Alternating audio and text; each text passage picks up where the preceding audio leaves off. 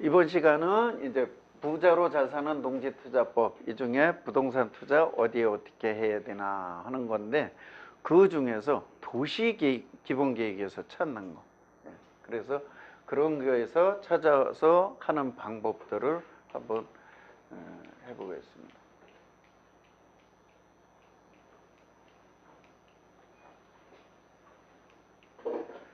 일단 도시기본계획에서 그럼 뭘 어떻게 봐야 되는 건지, 도시기본계획에서 보라는데 도시기본계획이 어디 있는 건지는 아시죠?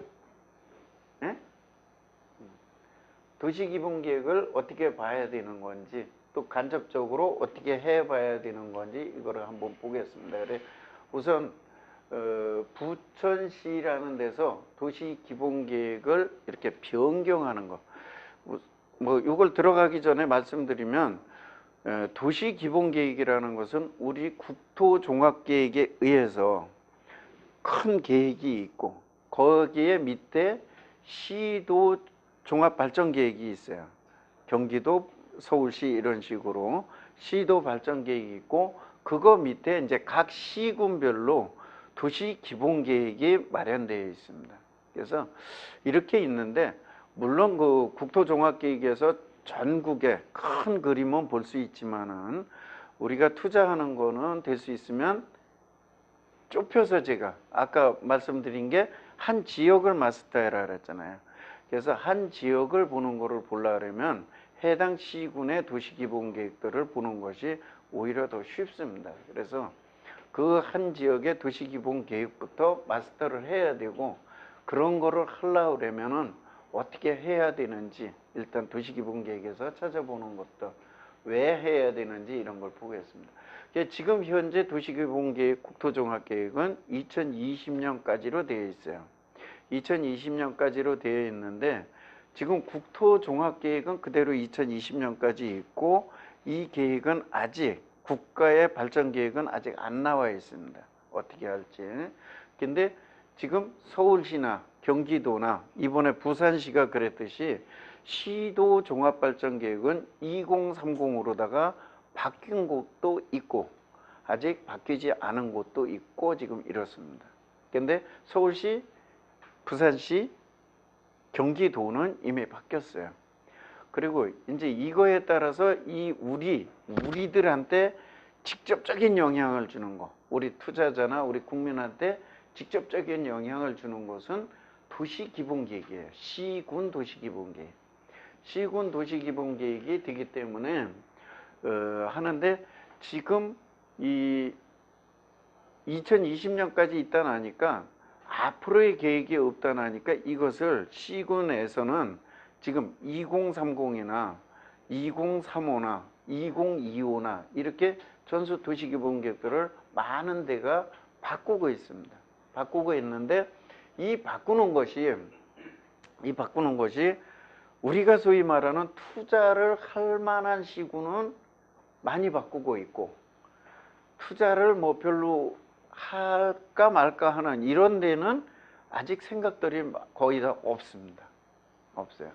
그래서 지금부터 우리가 이제 눈여겨보셔야 돼요. 앞으로 눈여겨보셔야 되는데, 그러기 위해서 이미 2040으로 바꾼 이런 데 거를 가지고 한번 보여드리려고 합니다. 부천시 건데, 이 부천시가 이게 2014년도에 만들어진 건데, 이때 당시에 도시기본계획을 우리는 이렇게 바꾸겠다 하고 이미 홈페이지에서 예고를 했어요.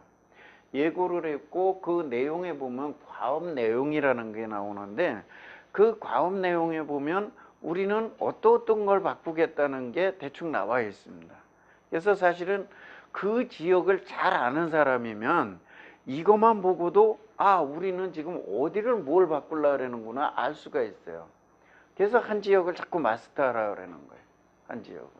그래서 이렇게 돼 있는데 한번 보자 그런 얘기예요. 그래서 기존에 있던 걸 갖다가 바꾸는데, 2014년도에 그 수립할 때 보면은, 여기 보면 시가와 용지와 시가와 예정 용지가 있어요. 우리 투자자들이 눈여겨봐야 될 것은 도시기본계획 중에서 인구가 늘어나는 부분하고 토지 이용 계획 부분에서 토지 이용객 부분에서 시가와 용지와 시가와 예정 용지를 봐야 돼요. 근데 시가와 용지는 소위 말하면 현재 건물들이 있고 도시화가 되어 있는 데인데 여기를 재개발이나 재건축이나 주거환경사업 이런 걸 하듯이 바꾸려고 그러는 데가 시가와 용지예요. 그리고 시가와 예정 용지는 아직은 자연녹지 아니면 농촌지역이에요. 이런 미개발지인데 여기를 새로운 도시로 만드는 데예요. 새로운 도시로. 이게 시가와 예정 용지예요. 결국은 건물을 투자하시는 분이라면 시가와 용지에 관심을 가져야 되고 땅에 투자하시는 분이라면 시가와 예정 용지에 관심을 가져야 되는 거예요. 같은 계획 내에서도 보면서 시가와 예정 용지에 이제 관심을 가져야 되고 이런 거를 어떻게 바꾼다는 내용이 나왔고 그 다음에 그 시가와 용지는 어디 이렇게 어디라고 지금 나와 있고 시가와 예정 용지는 또 어디를 어떻게 바꾼다 그러고 면적이 자세하게 나옵니다. 이 도시기본계획에. 그래서 이걸 보다 나면 더더군다나 그 지역을 자세히 뚫고 있는 사람들은 이걸 어디라고 얘기를 안 해도 거의 다 잡아낼 수가 있어요. 거의 다. 그래서 이런 계획이 막 바뀌는 사이에 남들은 다 관심이 없어요. 거기 사시는 분들도 관심이 없어요. 이거는 오로지 관심을 갖고 있는 사람에게만 보여지는 거예요. 근데 이게 이제 우리가 소위 얘기하면 정보란 말이에요.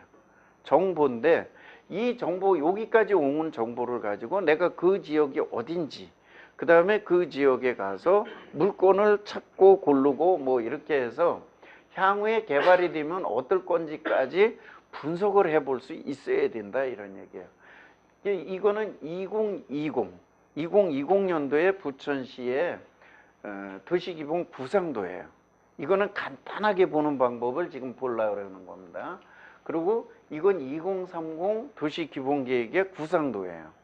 그래서 이거는 전체적인 계획을 도면으로 다 표시한 거예요. 구상도라는 것은 전체적인 걸 표시한 건데 여기에 보시면 지금 여기 시가와 용지 중에 일부만 보자 그런 얘기예요. 여기를 보면 지금 이렇게 산 모양, 몇 선자 모양 돼 있어요.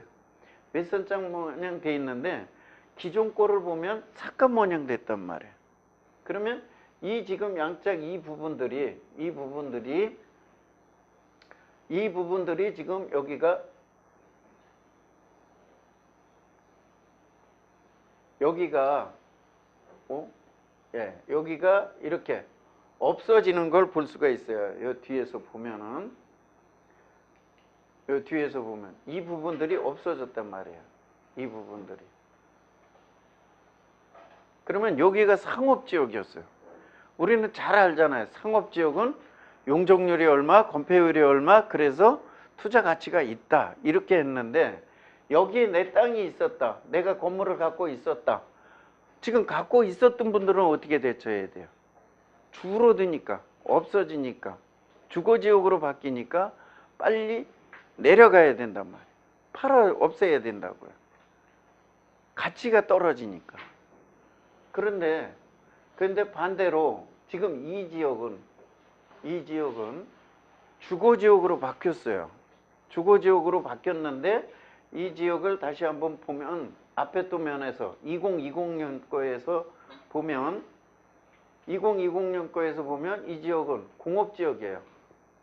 지금 공업지역이에요. 공업지역인데 지금 2030 계획에서는 주거지역으로 바뀌었어요. 그러면 저기가 좋아진다는 얘기가 되거든요. 좋아진다는 얘기. 그래서 이렇게 이것만 보고도 그 지역을 일단 찾아낼 수가 있다. 그래서 시가와 용지가 어떻게 바뀌는지, 그러면 어떻게 바뀌는지, 그 다음에 시가와 예정 용지는 요즘은 표시를 안 해줘요. 요즘은 표시를 안 해주는데 그것도 그 기본계획의 내용을 자세히 보고 있다 나면 시가와 예정용지라는 것들이 어떻게 여기 부천시 같은 경우는 어떻게 돼 있었냐면, 예, 여기가